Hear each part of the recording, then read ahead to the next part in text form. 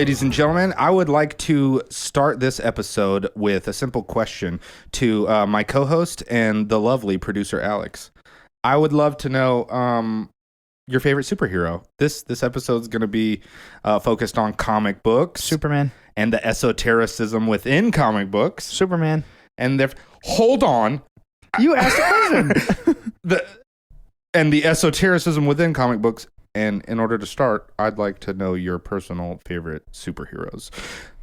Alex goes first. That's what I was going to say. He's like scratching his brain right now. Dude, no, like, I don't have an answer. Really? He doesn't like superheroes. There's not No. I'm just, that wasn't my thing. For sure. But like, there's not one that you like gravitate towards at all. No, but I will answer this question at the end of this episode. Okay, I like that. I need some time to think about it. I like that. All right. Ryan? Superman. Wow, I didn't know that. Yeah, dude. I only said it 3 times. That's fascinating. I said it 3 times. And for the record, mine is and has always been Spider-Man. I think I've mentioned that. We talked about it. Yeah. We had a Marvel what if question. Yeah, that's right. That's right. What? Yeah, I'm a super comic book geek. It's like I always have been. I've always been into superheroes. It's like my favorite thing.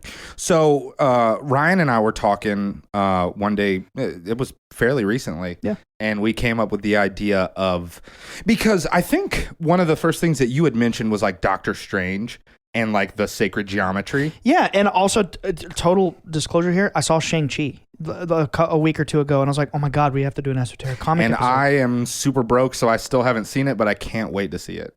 Dude, it's going to rock your socks. Yeah, I can't wait. So anyway, yeah, we're gonna use this episode. We're gonna explore esoteric concepts in Marvel and DC comics. I've read hundreds and hundreds of comics over the years. I also did a ton of research like for this episode just to kind of scrub up a little bit. And I even have it like broken down into categories and everything. So this should be a really fun one. And guys, please feel free to jump in as much as you want. Like this is going to be a lot of fun. Okay. Our first category, guys, is secret societies. Ooh, I already know a few of them. Do you? Yeah, like Court of the Midnight Owl, right? And is that it's called the Court of Owls? No, Midnight. That must be something else. Yeah, Court of Owls. Maybe, yeah, from DC. Are you thinking of Midnight Gospel? Hey, No, that's a I'm good not. show. I'm not. Yeah. Where did I just hear that from? Yes. Oh, well. So that's actually one of the ones from DC. I'm gonna start with Marvel, and then we'll transition over to DC. Okay, so one of the most interesting ones that I found, which is one I was not aware of before this. It's called the Council of the Chosen, and it was later renamed the Lord's Cardinal. What? Yeah, that's this organization. All right, check this out. So the Council of the Chosen is a clandestine inner circle, wait for it, of another secret society, it's secret societyception, for the world's social elite. So the first secret society we're talking about here is called the Hellfire Club, which I don't know if you've ever heard that term, but that's actually a term used in the real world. The Hellfire Club is like, it's kind of, from what I saw, it's like another way to say like a gentleman's club. It's just kind of like that. So it's called the Hellfire Club, and then the inner circle of that is the Council of the Chosen. Check this out. The members of the Council of the Chosen are named after chess pieces. What does that sound like? Masonry. There you Freemasonry. go. Yeah. So they have names like White King, Black Bishop, White Queen. You know, it's pretty sick. And their whole objective, they're like closely tied in with like the X-Men. They show up almost exclusively in the X-Men comic. Their whole objective is to, Alex, I know you probably don't know much about it, but do you remember the Sentinels from X-Men? Yeah, dude, they're in the Avengers game. Oh, I'm sorry. I'm confusing them with the Kree. I was about to say, my bad. It's the Kree. So the Sentinels were like this sort of like cyborg kind of... They're like Terminators. Exactly. But they're designed specifically to hunt mutants. Right. So, Like they're mostly like in the future, right? Like Exactly. Days of Future Past. yeah, exactly. Yeah, but they, through time travel, they bring them back. Right, To, right. and they're the Sentinels are basically like the plague of the X-Men. Like they're the X-Men's kind of like main. Like the worst enemy. Exactly, because they're freaking designed to hunt them. They can detect mutants. They detect them and hunt them. It's crazy. So anyway, the Sentinel program was taken down by the X-Men and is taken down by the X-Men many, many times. But the Council of the Chosen, they're a secret society dedicated to like raising an army of Sentinels in secret. Amassing this huge army and then unleashing it on the mutants. Another cool parallel to maybe Masonry or some other secret societies. The Council of the Chosen created schools and began indoctrinating young mutants, brainwashing young mutants. Interesting. And kind of like priming them. Again, I just want to cut in here for anybody that's like, boo, say the line, talk about UFOs. What? Me and Alex make a joke that people are like, oh, they come to the podcast and they're like, This podcast is about so much more than it's about whatever. Yeah. But my point is all of this is I love this kind of conversation because I believe in fiction, in movies, television, comics. Again, artists are tapping into that collective unconsciousness, and it's almost like they're revealing real concepts. Yes, 100%. Yeah, that's what we talk about with Kubrick and some of the like really prolific directors and movies and stuff. It's like they're leaking this knowledge through art. There's a lot of super UFO fans out there, and it's like that's great. UFOs are cool. Yeah, they're awesome. Whatever. But it's not the only subject that I feel is worth being explored. But also, if you go a little deeper, all of these subjects are tied in directly with UFOs as we understand them. Yeah, for sure. As the phenomenon. Yes. Yes. So that's what we're talking about here. So technically, all this stuff is related. It's all related. No, it for sure is. But it's just the higher, there's... Yeah, I feel you. Yeah. So the next one in Marvel is the Illuminati. Yeah, I knew about that one. It's way, way different in Marvel, though. Like, in Marvel, the Illuminati is comprised of, like, good guys, like superheroes. Which, like, who knows? Who knows what they're at? Yeah. So, they're a secret society formed by Earth's greatest and most influential minds. So you got Tony Stark, Reed Richards, a.k.a. Mr. Fantastic, Doctor Strange, Namor. Are you familiar with Namor? The Submariner? Mm-mm. He's like the original Aquaman. He's like, but he's an anti-hero. He's not like a superhero. He kind of plays both sides. Interesting. And Black Bolt, Professor X. And originally Black Panther was in the talks to do it, but it's really funny. Black Panther, like they had their first like secret gathering, and Black Panther was basically like, you're a bunch of egomaniacs and I'm out. And he just like dipped. But the Illuminati's whole purpose is to like basically secretly share information and make hidden like movements and decisions for the betterment or protection of Earth. It's kind of what we were just saying, like leaking out knowledge to for the betterment of the planet. For sure. Which is pretty cool. Do you ever heard of the movie Planet Hulk? Yeah. I don't know if you've seen it, but it's a cartoon, right? Yeah. I watched it. Oh yeah, it's many years ago. It's so cool. The concept, though, everybody knows the Hulk. Even Alex knows the Hulk. I've met him once or twice. Sure. Wow, dude. Well, that's sick. I'll have you know, I took my Hulk lunchbox to work today. So you have a Hulk lunchbox, and you're not that into comics? That's his answer. Calling it now. Dang it. Is it Wolverine, dude? No, I'm actually... If I guess it, you have to say it. I'm looking through a list right now, doing some research, trying to pick... Is it Batman? Which one? I was going to be Batman. Then I found someone cooler, but I'm saving it. Okay. I want to see if you talk about it. So check this out. You'll both... I mean, you've seen it, but you'll think this is super interesting. The Hulk is... I don't know if you know this, Alex, but the Hulk is probably 1,000 times more powerful than you think he is. He's not just like strong guy. He's like... Actually, we talk about archetypes a lot. Yeah. The Hulk is like the archetype of strength. Like Can't he jump into space, or am I making that up? It's happened. Yeah. Yeah.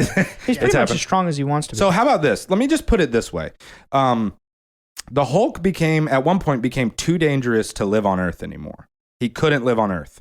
He wasn't reverting back to Bruce Banner, and he was literally getting bigger and stronger infinitely. And the Illuminati made the executive decision, we have to ship him off the planet. We have to get rid of him. And so they tried to send him to like a remote planet that had no sentient life. It was just like animals that he could hunt, plenty of like plant life that he could, eat, whatever. Well, he ended up crash landing on a different planet that had a lot of sentient life, and within like a month became like the god of the planet. Like he literally became the ruler of a planet. It's called Planet Hulk. The movie's called Planet Hulk. So anyway, yeah, that's the Illuminati. They're wild in Marvel. And then the last one I have here, this is cool. They're called the Cabal. Ooh. Yeah. They're literally the exact opposite of the Illuminati in Marvel. So they just work to directly. So they're the evil ones. Yeah. And interestingly enough, Namor is in both. Namor's he's like a double agent. Sneaky guy. Yeah. And this is cool. I think you'll really love this. There's a Marvel. You ever heard of Emma Frost? Yes. She's a Marvel character. She has psychic abilities and shit. So all these secret societies have cool like meeting places or whatever. The Cabal's meeting place is on the psychic plane. What? Emma Frost projects them all there, and that's where they meet. That's pretty sick. Yeah, that's like Naruto when the Byakugan users, remember? Yes. Yeah, and they like transmit. Was it the Byakugan users? Or was it the? It was Ino's dad, dude. He was like doing the mind meld transfer to speak to everybody. Yes. Yeah. Oh, that's Japanese comics. We're not supposed to talk about that. Oh, shut up. Whatever. Yeah. But their meeting place is like not even in this dimension. It's so cool. Yeah. So that's Marvel. Let's jump to DC. This is funny. The like original secret society in DC that started like back in the 70s is just called the Secret Society of Supervillains. Yes. It was originally called the Brotherhood of Crime, which is like so much worse. Dude, and then we need to make a hero group called the Neighborhood Watch. Oh my God, that's awful. That's so bad. But yeah, the Secret Society of Supervillains, they're led by Darkseid. He's the leader. Oh, dude. Yep. Captain Cole, Gorilla Grodd, Clayface, Star Sapphire, and a clone of the Manhunter. I know all of those except for Star Sapphire. Which one is that? I actually don't know, but interestingly enough, first of all, it's a crystal. Really? Oh, yeah. Sapphires are crystals. Yeah. Second of all, yeah, I was doing... See, that just tells me you missed the crystal jokes. I love the crystal jokes. Oh, so you're low-key like Matt. I was talking about burying it. Yes.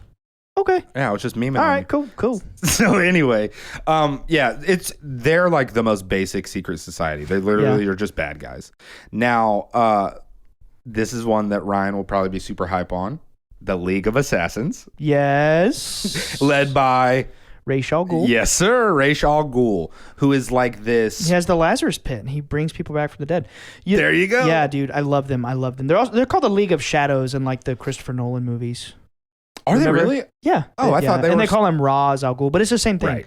Yeah, the Batman Begins is based on that concept, and they're like a secret society of ninjas that, like, they control the world's destiny. They do heinous things, like the ends justify the means. Yeah. They're like terrorists for the good of humanity, but, on the global perspective, they're actually bad, so Batman beats their ass. Yeah.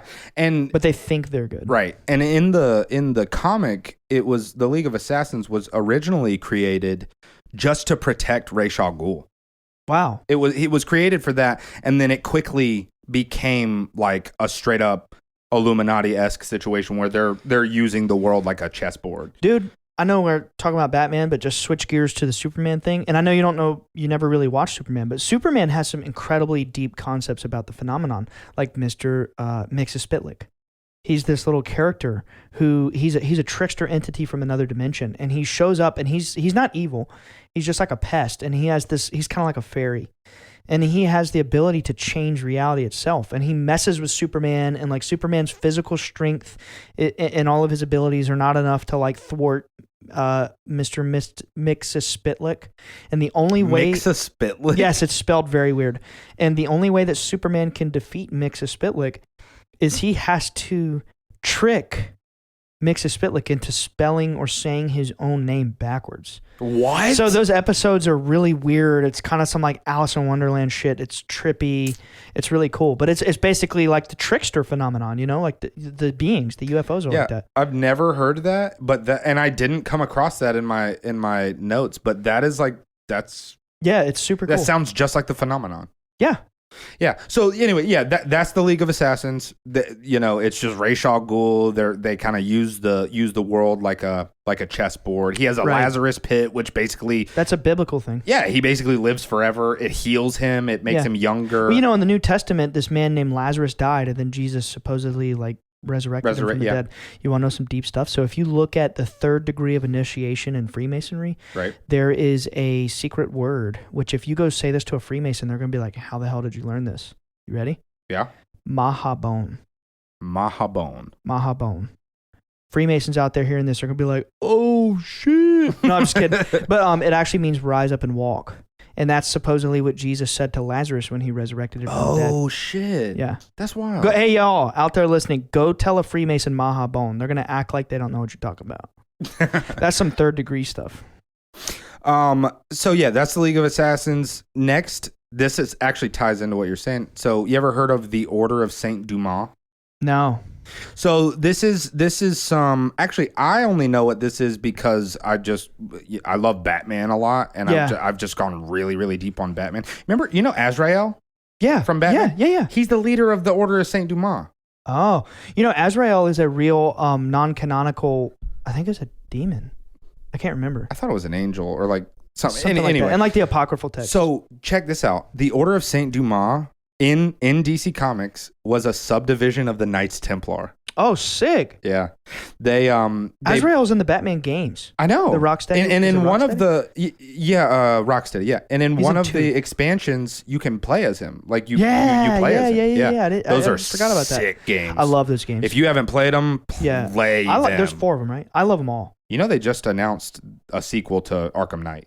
Are you like a real, not the spinoff one? Not the one, not the Arkham Knights or whatever. Not it was the called. RPG one? No. Oh, sick. They're officially doing. You know why, right? sequel. Because Spider-Man game is dominating. Oh, they just announced a Wolverine game. Did you see that? Yeah. Oh, it looks sick. So Batman's that company's like, yeah, we can't let them flex on us like that. Yeah. But yeah, basically, the Order of Saint Dumas, there were a chapter of the Knights Templars, but then they had like huge disagreements, and they left before King Philip came and suppressed the Templars. Nice. So they kind of maintained their, whatever. We should do an episode on Templars. That'd be sick. Yeah. Yeah, they're all about like spreading disinformation to ensure like theories of the kidnapped geniuses of the world would look so silly that nobody would miss them or examine their research. They're basically like a propaganda. Straight up like a disinformation thing. Yeah. Wow. And then the last secret society I'm going to talk about, Ryan mentioned earlier, the Court of Owls. Yeah. Which is like probably the coolest secret society ever. Yeah, that's a Batman thing, right? Yes. It's exclusively a Batman thing. So the Court of Owls is an ancient conspiracy that has controlled Gotham City for centuries. Damn. They're a violent cabal who use architecture and murder to wield political influence throughout history. Their legend is told only through whispers and a nursery rhyme that bears their name. Wow. Yeah. Dude, this is wild. The leaders of the organization are straight up human owl hybrids. So that's I honestly did not expect that. Touching on the, I guess, reptilian theory. Yeah, it's similar. Yeah. It's like, well, basically like the highest up leaders, this is pretty wild. The highest up leaders of the Court of Owls are actually human, and they just wear owl masks.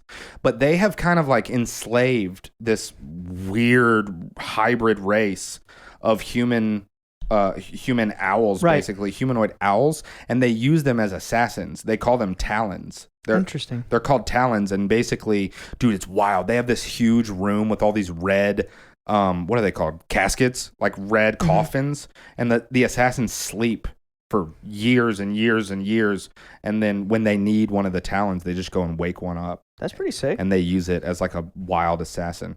Yeah, the Talons are a breed of deadly assassins, absolutely loyal to the court. They remain sleeping deep within their inner sanctum until they're called upon. Experts at murder, they are responsible for controlling the court's interests with an iron fist.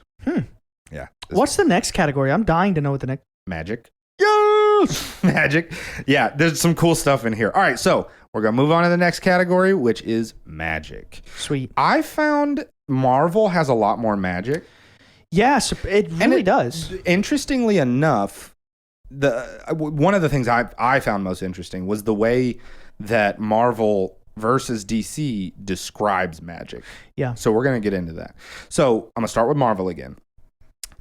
So Loki, right? Loki. We're gonna start with Loki. Loki's one of the most magic characters in all of Marvel. He's a freaking Norse god. Yeah, he's based on a trickster god. myth. Like he's straight up magic. So there's one of the Loki like solo comics called Loki Agent of Madness. Mm-hmm. It's actually in the first issue. He has this awesome quote about magic. I'm gonna read it. So he says, so let's talk about magic. We can dicker on the exact results. Pause. Didn't know dicker was a word. I didn't know it was a word. I didn't either. I kind of love it, and I'm putting that into my vocabulary. Anyway, we can dicker on the exact rules if you like. There are all sorts of grimoires and cryptonomicons. I've even got a D&D manual somewhere. At the core, though, magic, you're going to love this. Magic is taking a thought and making it real. Loki said that. Damn, that's what I'm saying. That. They're teaching you listen, manifestation. Taking a lie and making it true. Telling a story to the universe so utterly cosmically perfect that for a single shining moment, the world believes a man can fly. Damn. That's how Loki describes magic in the Marvel universe. So cool. Marvel's actual official website says about magic, it says magic is the practice of utilizing certain universal energies and extra-dimensional forces whose nature is beyond the scope of technologically oriented science of all known sentient races. Damn, dude. Well, there's a quote. I cannot remember who made this quote, but it's like, any sufficiently advanced technology will be indistinguishable from magic.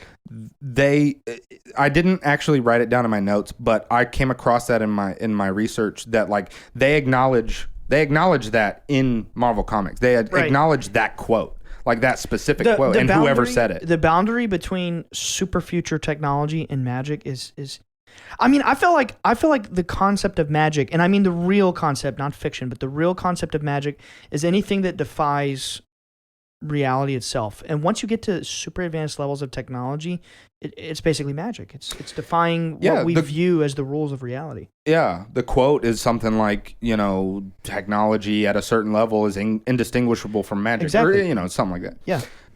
In Marvel, magic comes from a few different places too. Like there's personal magic, like personal energies, which is just like mental and spiritual energy or whatever. There's ambient energy of the universe, where like magicians in the world tap into it for all kinds of stuff. But the magic energy itself is derived from eternity. And the cool thing is eternity in Marvel is a being. Yeah. Isn't that the one that Thanos is in love with, or am I getting that wrong? No, Thanos is in love with death. Oh. Thanos, and this is actually legit. So emo. I don't know if you knew this, but Thanos and Deadpool are in like a love triangle with death. They're both like obsessed with death and love her. Yeah. And they're like always like fighting for her affection and love. It's really fun. Yeah, that's weird. If I'm going to be honest. Yeah. Yeah, Deadpool's cool. Actually, one of me and Ryan's favorite bands, Emir, they have a song called She Gave Her Heart to Deadpool. That song is... Favorite? Well, I mean... That was our favorite like 12 years ago. Whatever. It's a band that we like. They literally have a song about... It's basically from the perspective of Thanos. Yeah, it's from the perspective of Thanos. Is that the one where he's like, you look up at me and see a god, you look down at me? Down at me and see... No, that's My Name is Thanos. Oh, which is also a song from me. Okay, there you go. She gave her heart to Deadpool is it's a little different, but anyway. Now I get it. What, Alex? What are you snapping for? Oh, are you Thanos now? The third place where the magic comes from, though, is extra-dimensional magic energy. And it's literally gained through the tapping of extra-dimensional energy by invoking entities or objects of power existing in mystical dimensions with different physical and magical laws tangential to our own. Wild. Mind-blowing. I'm just scratching my head because I am really curious. My mind is always thinking, like, what are they revealing in this fiction? You know what I mean? Like, what would you say? I think that Marvel, on the Marvel side, we'll get to the DC side in a moment, but if you look at Doctor Strange, which is, I know I said Loki. By the way, let's just go ahead and name some of the most magical beings in Marvel. You got Loki, Doctor Strange, Scarlet Witch, who is that's chaos magic. That's a real thing. That is chaos Random magic. nodding is chaos magic. Oh, because it's random. Yeah. Yes, it's quantumly random. Memes are chaos magic. You're chaos magic. I am. Doctor Doom. Did you know that Doctor Doom is like insanely magically sensitive? No. Dude, his mom was... Wait. No, that's wrong. I was conflating that with something else. Basically, his mom was like a witch, though. Oh, that's Dr. Doom. dark. Yeah, his mom was a straight up witch, and he like learned magic from her. And he is all about the like bond between technology and magic. Dude, that's called mind machine interaction. Yeah, that's like some transhumanism. Like it's called that in Marvel. Oh, really? Mind machine interaction. Yes, he is basically like. Doctor Doom is one of the smartest people on the planet in the Marvel Universe, but the reason that he's such a problem over all the other villains is because his mind is open. He is mystical, dude. He's like, that's sick. He doesn't like turn a blind eye to anything. Like he doesn't. If it's magic, if it's fringe, if it's technology, like he's with it. Can I ask you a really out of the box question? Yeah, please. It's just gonna have nothing to do with comics. Okay. How did you open your third eye? I don't know that I have. I would say so. Well, I don't know that it's something we should talk about on this podcast then.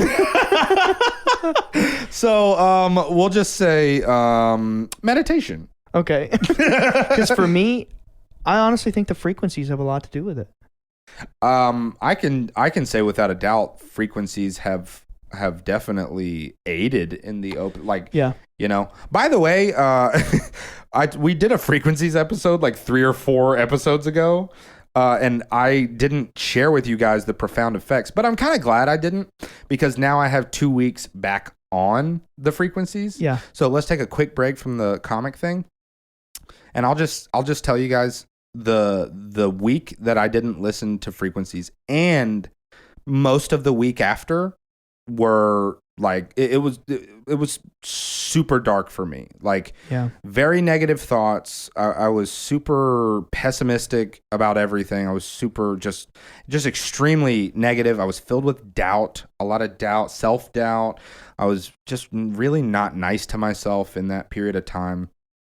And I just found myself kind of receding. There was a day you were even telling me over text, because we have a group chat. Funnily enough, it's called the Avengers. Yeah. Where we text with my cousin Warren and our friend Jacob. And you literally told me in the chat one day, you were like, I don't know why, I'm just irritable as shit lately. Yeah. And now we know why. Yeah, 100%. Because the 2 weeks after where I got back on frequencies, it took probably a week to get back on track, but I feel realigned. I feel like a weight has been, darkness has been lifted. Yeah, well, think about it like this, man. And we'll get back to comics, but you know, this, I feel like this can really help people. Think about it like this. We have Wi-Fi in our home. We're swimming in this energy, this frequency, I mean. Literally, we have Wi-Fi, we have cell phones, we have computers. It's constant EMF frequencies messing with us. It's toxic to your mind. Really, it is. Oh, I believe it. 100%. I think these frequencies truly offset that and allow you to kind of cleans it out. Yes. It replaces it with good vibrations. Yes. Yeah. Solfeggio frequencies. Yeah. Can I piggyback off that and go a little nutso? Sure. Please do. If you are listening to this and your phone or computer is somewhere in your somewhere close to your reproductive organs, take that and move that a little bit further away. Dude, I keep my phone in my pocket all the time. Conspiracy guy. Should I not do that? Should I not have my phone in my pocket? It depends who you are and what you think. It's kind of... I want kids, dude. There are... I mean, it's almost sort of, this is reductive, but it's kind of like having a microwave by your junk all the time. If we're going to go down that By your rabbit hole, obelisk. real quick, if we're going to go down that rabbit hole, you saying, I want kids. There's so much going on in the modern world, and especially the West, that is reducing male sperm count. And this is a big Okay, issue.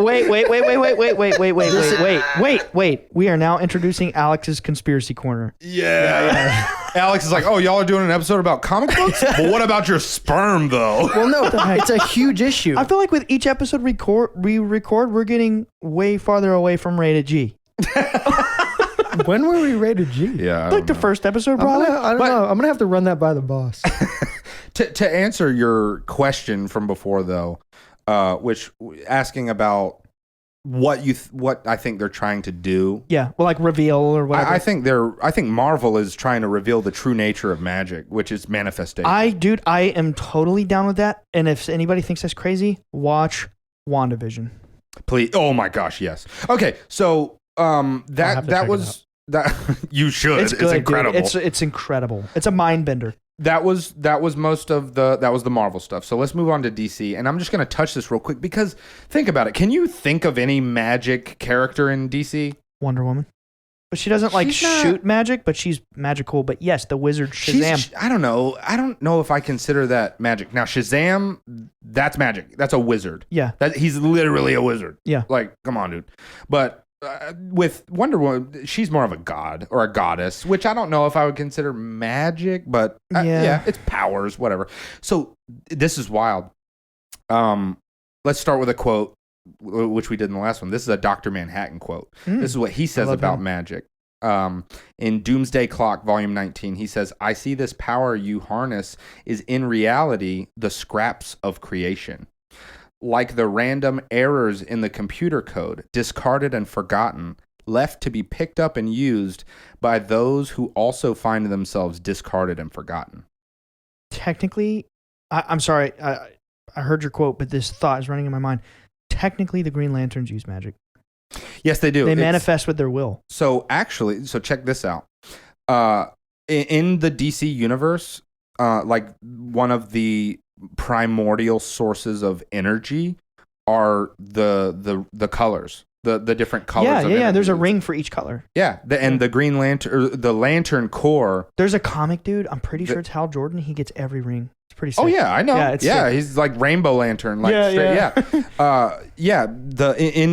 the DC universe, if you consider that magic, then actually, just listen to this. This is wild. So DC describes magic on their website as such. They say magic is a primordial force consisting of pieces of creation in which can be harnessed by special practitioners. Existing since the dawn of time, magic was raw and had surrounded the still forming multiverse.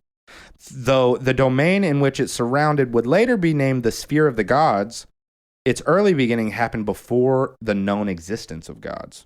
So those lantern sources of power, they are considered sources of magic, and they've existed since before the multiverse in the DC universe. I will say the thing about DC Comics is it does seem to be a little more like cosmic existentialism, alien themes, like Superman, Martian Manhunter. So here's another cool thing. Oh, actually, you know what? I'm going to save that for later. This is going to come up later. But, how do you pronounce Hecate? The Greek goddess? Yes. Hecate? Hecate? Yeah, Hecate. Yeah, the Greek goddess of magic. All right. So I don't know if you know this, but her and Diana...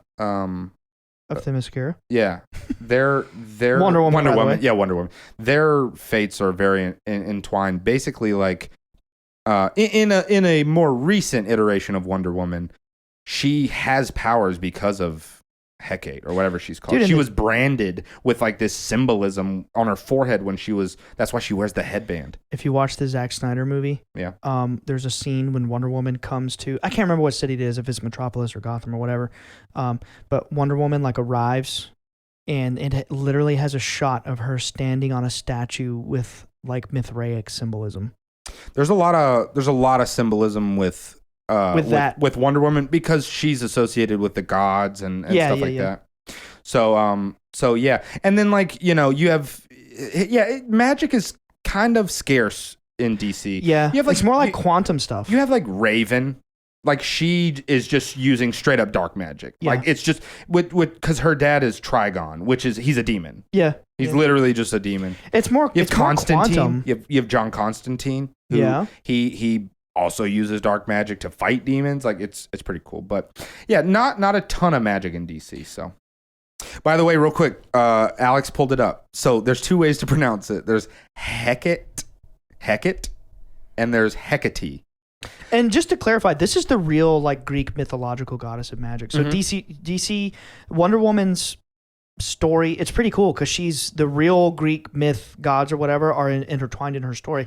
I grew up watching the Justice League cartoon. I've told about that before. When my dad was having the UFO shit, I'd come home every day. I'd watch Superman, Justice League, Smallville, Batman the Animated Series, and Superman the Animated Series. I would literally watch all of those shows. Yeah, you've always been like hardcore DC. It's so cool. Yeah, and your brothers too. Like Jeremy has that Batman blanket that he's had forever. Yeah. You had My that mom Superman blanket. Like all of you guys' stuff was always Batman and Superman. It always has been, dude. Since me and Jeremy were like 2 and 3 years old, because we're a year apart.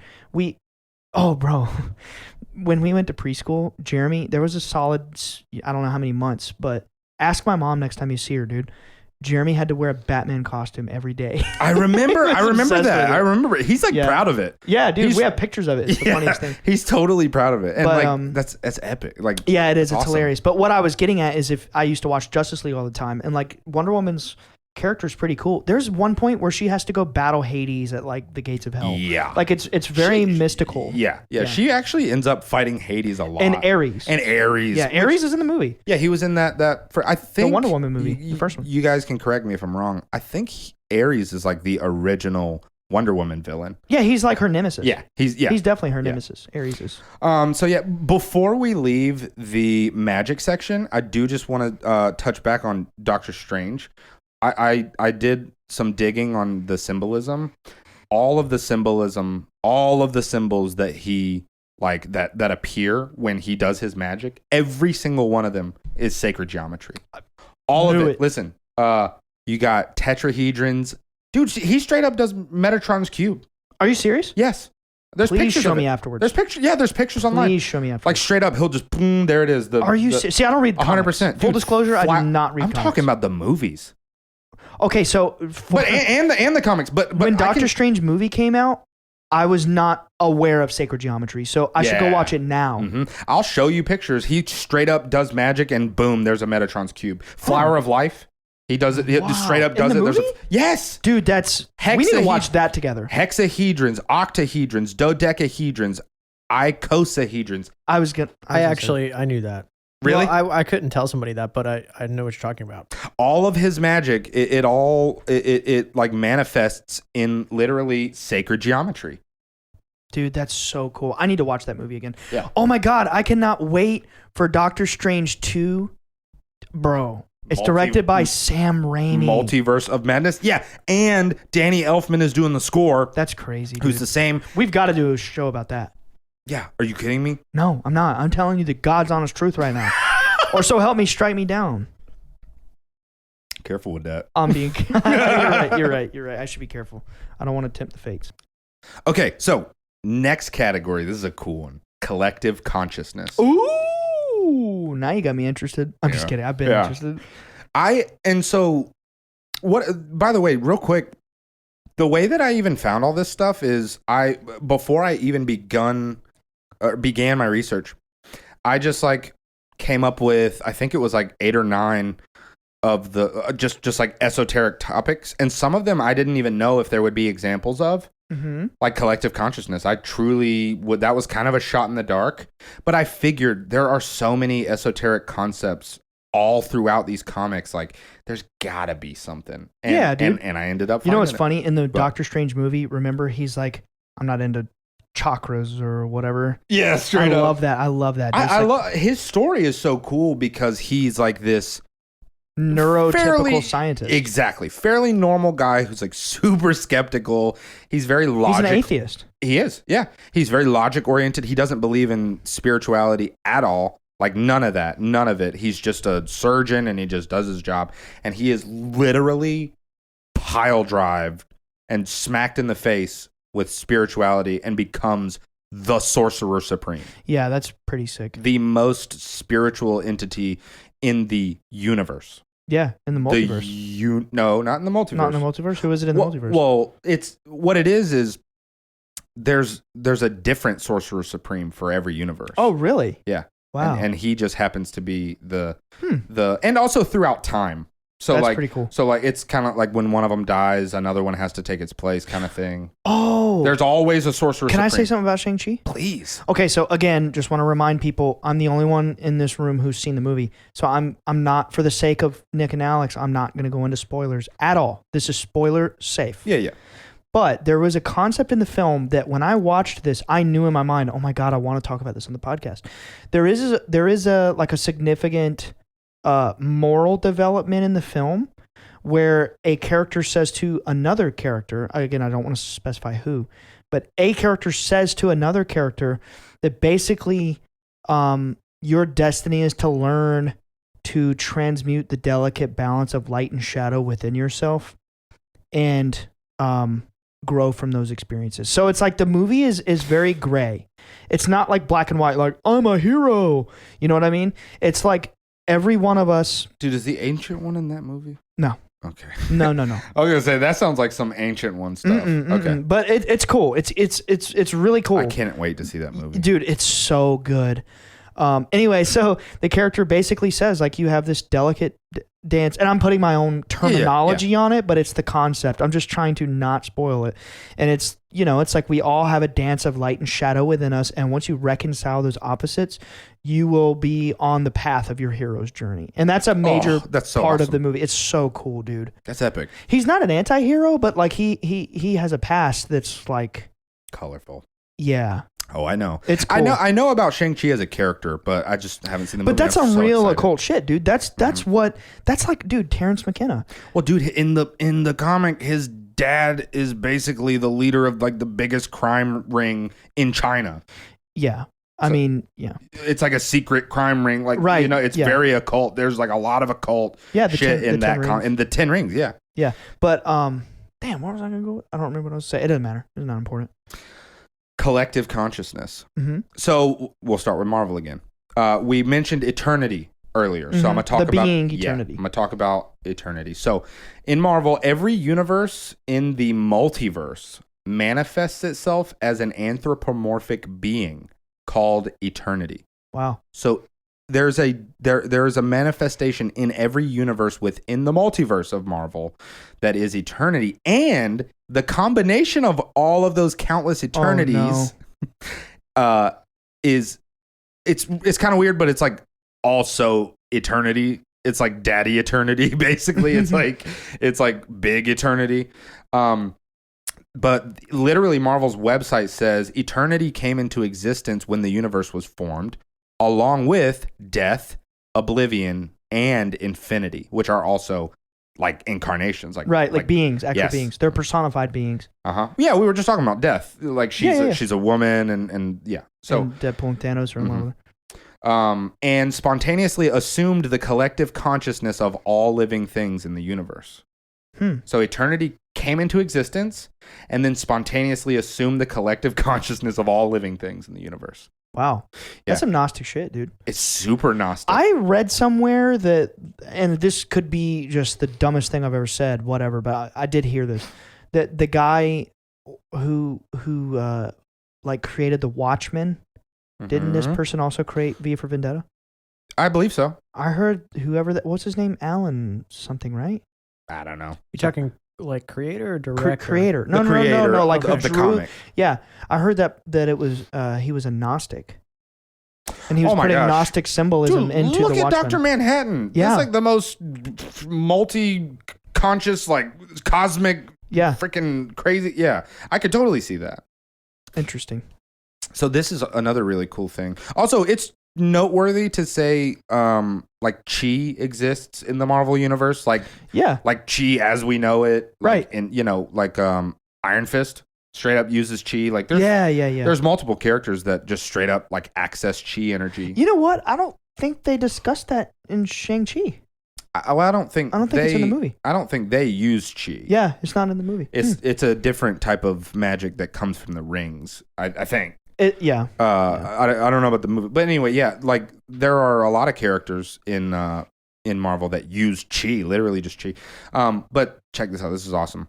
And by the way, the reason that's noteworthy is if you follow the belief of chi, it's all about like everybody, having collective energy. It's the energy of all living things. Yeah. It's like the Force. We did a whole episode on it. Yeah. Episode 2. Yeah. Also in Marvel is a thing called dream time. The dream time is the collective unconsciousness of all sentient beings in the universe. So it's basically like when the existing unconscious of every living thing literally creates a realm called dream time. Wow. Yeah. Which, if you know, I discovered through my research for this, somebody you talk about a lot on the show, Carl Jung. Yeah. He conceptualized the collective unconscious. Yeah, that's why I talk about it. Exactly that. So I'm going to use that to leap into DC. Okay. Because in DC, Carl Jung's collective unconsciousness exists. They acknowledge it in DC. That's freaking sick, dude. They even go as far to name Carl Jung, like he discovered it. There's not really like a better explanation out there, in my opinion, of the concept that all of our minds are entangled on an unconscious or a subconscious level. Yeah. And then again, you get into morphogenetic resonance, or also known as morphogenics. And it's the concept that all of our consciousnesses are connected by this force, this web, whatever.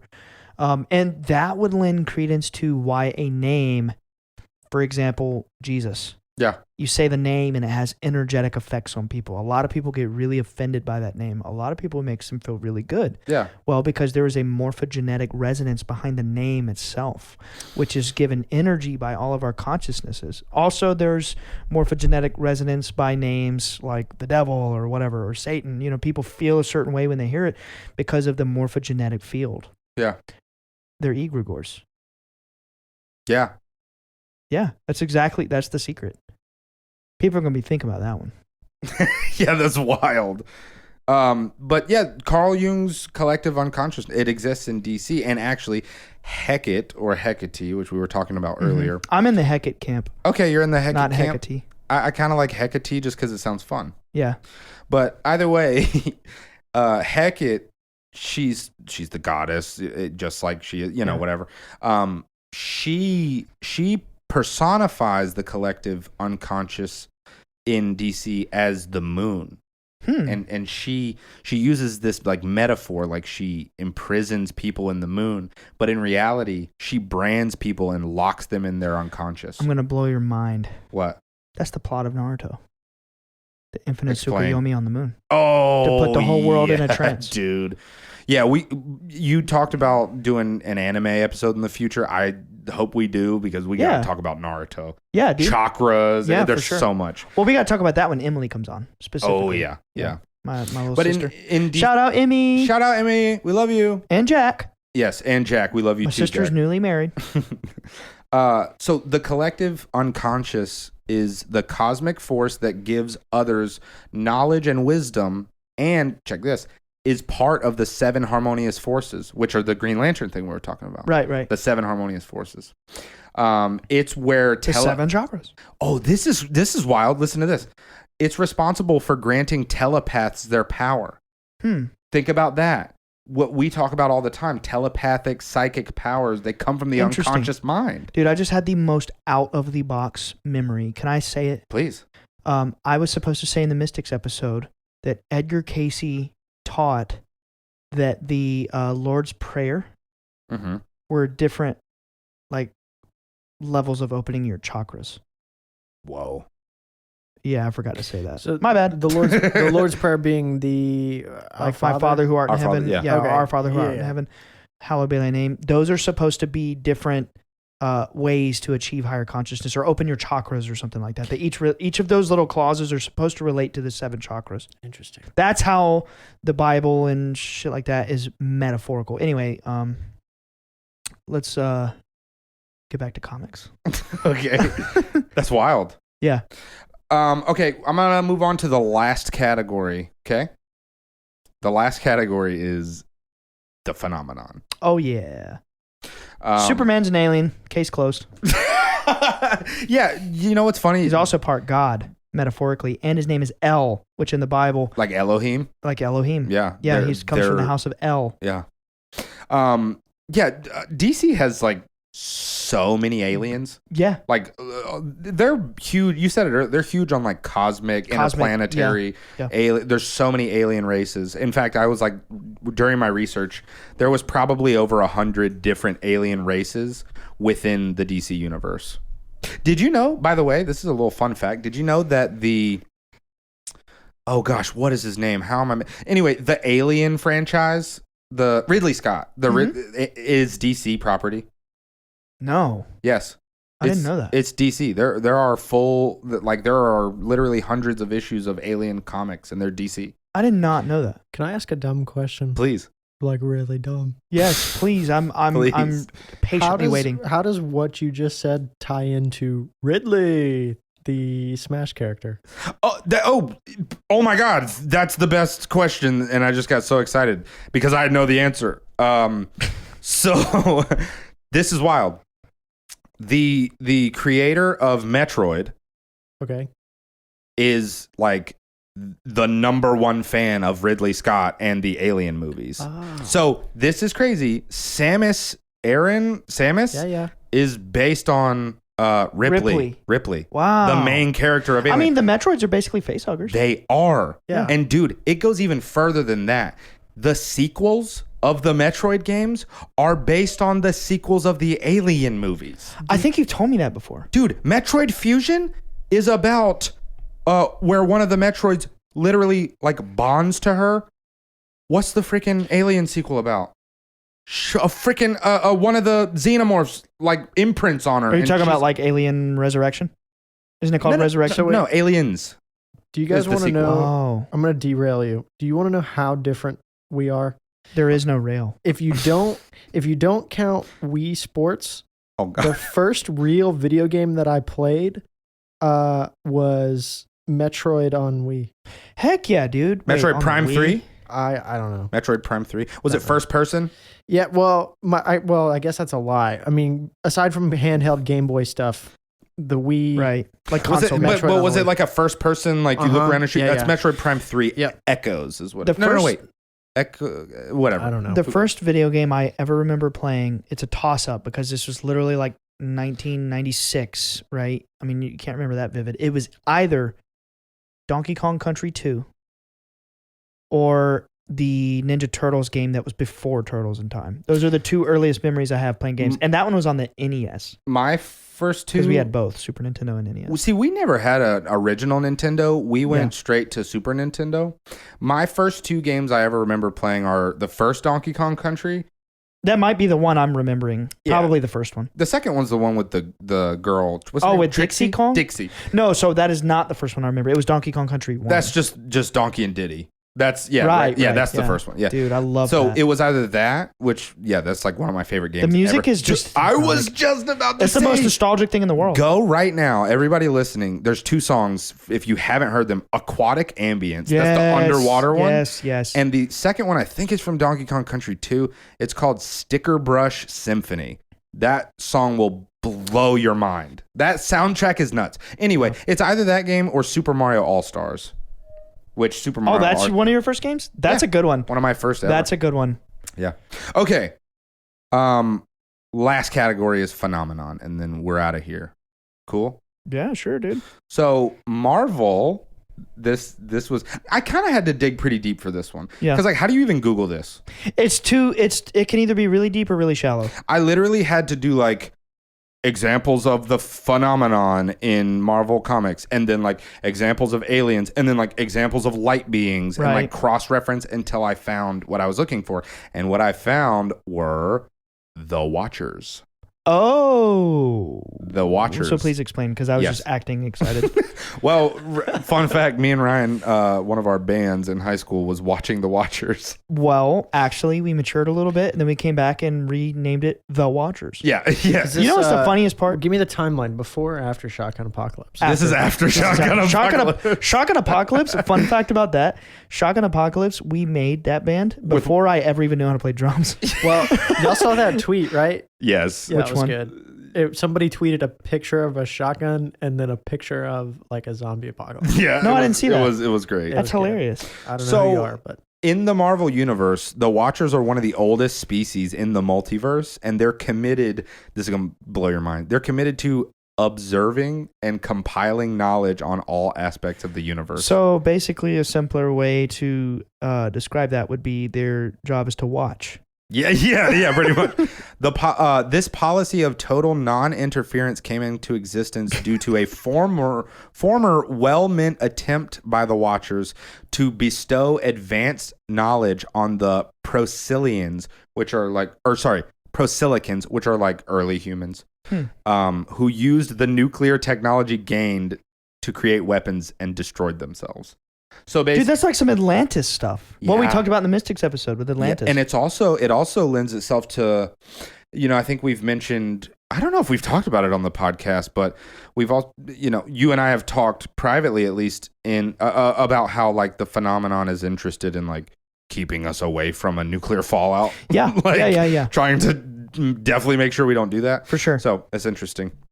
But that's basically, there's also a separate race in Marvel, which I just kind of thought was cool, called the Manifestations. What? Yeah, like straight up. That sounds like a band from the 60s. It kind of does. Yeah, it kind of does. So they're a race of living fractals. They're literally known. That was funny. I'm going to toot my own horn. It does sound like a that band was from funny, the dude. I'm funny. Hello, like a British, I am funny. like a British rock band. Hello, we are the Manifestations. But it's like new age, like yeah. But so they're literally called living fractals. They're fractals of that's the collective. sick, dude. So they're living fractals from the dimension of manifestation. Damn. Yeah, and there's like this prime manifestor guy named Anthropomorpho. What? Yeah. He's the prime manifestor. He basically speaks things into existence in the Marvel. Dude, that's some. Now we're getting into some real esoteric stuff. Listen to this. This shit's gonna really blow your mind. You know what their job is? To manifest bodies for the souls To in incarnate? the universe. You know Yes. that's an Egyptian concept. Really? Yeah, it's Hanum. It's this. I can't remember if he's a monkey or whatever animal head he has, but he like has this potter wheel, and he's like crafting vessels to put spirits in. Oh my god! And it's the concept so of cool. it's called Ka. The Egyptian word for spirit was like Ka, I believe, or it was Ba. But the term Merkaba, also known as Merkaba, Merkaba. It's 3 different words from different languages, and it's basically like light, spirit, body. Oh, Your light spirit. I never body. knew what the Your word Merkaba. itself meant, Yeah, but we it's talked your about light it. spirit body. Yeah. And then you It's get it, dude. This is a total tangent, but whatever. This entire I was podcast about to say is just a huge... Yeah, it is. It's a long running tangent all the way back from the trailer. And yeah, dude, it's like Merkaba. When you get into sacred geometry, I'm starting to think the numerology behind the number 6 and like symbols with the 6-pointed star. I'm starting to think that represents light. Why is that? Why do you feel that? I don't know, man. I just get these thoughts. Sometimes I can't really flesh them out, but it's something about the triangle, right? And then the upside down triangle. Triforce? Yes, but again, we get into the 3 points versus the 6 points and what they represent numerologically and symbolically. And I've just read some like occult texts that say that 6 is actually the number of light, and it's stigmatized for that reason. Well, and this might sound really weird, but I'm literally just like exploring this thought. But isn't like Lucifer like supposed to be like a being of light or something in the Bible, and his whole like 666 or whatever. Yeah. Yeah, it's yeah. I mean, he's literally called the Lightbringer. Really, the light bringer Yeah. in the Bible. In the Bible, I mean, they don't call him that in the Bible. But Right. Dude, okay, so this is a weird conversation, which I'm actually very interested in. By the way, real quick, I just want to say I did not find any examples of the phenomenon in DC, so we can end on this tangent. Okay, keep cool. going. Keep going. Well, I just want to make it clear, like, this is going to really make me sound like I'm in the Illuminati. I'm not a Luciferian. I'm not. Hell no. But, you know, again, when you start studying, sometimes history is ugly. Sure. Sometimes it's like painful to read things that you know, like a lot of people have these egoic barriers and they won't allow their mind to study something because they stop when they see something that doesn't vibe with how they see the world, Yeah. you know? But unfortunately, the whole Lucifer and Jesus subject, it's really weird. They're both called the son of the morning or the son of the morning star, almost like indicating like in some weird way from different mythologies, they might be a similar archetype. Like two sides of the same coin kind of thing? Yeah. What about Like exact opposite? like the Or- duality of man? Yeah. That's a good way to put it too, yeah. Yeah. Same as like the Zoroastrianism shit where there's like the good spirit and the bad spirit. By the way, one thing that is in DC Comics is there's this being, I think it's called the Great Beast, and it's literally the opposite of God. In DC, Interesting. it's just this big like blob like spirit, and it's just all evil, all darkness comes from it. It's very Zoroastrian. It's very Lovecraftian. It looks lovely. If you look at it, it looks like the blob. Like it's really freaky looking. That's It looks so like a cool, dude. huge wave. It looks like a wave. Yeah. Which Well, I mean, when you boil down the fundamentals of reality, it's all just waves and particles, dude. wow, how new age of you. Yeah. It's just waves and particles. Bye guys. Wait. I so wanted to end there. No, it took me an hour and 3 minutes. Aquaman. Aquaman's your favorite? Wow. Okay, hang on. I really want to know why. I want to know why. I like the ocean. Are we in overtime? Sorry. This Yeah, is the we're in- first overtime. We're in OT. We might as well have just cut that out. No, I totally want to keep it. Yeah. No, so the Aquaman, I went through this weird relationship with Aquaman where I was like, Aquaman's the dumbest superhero to ever exist. And then I was like, Aquaman's actually really cool.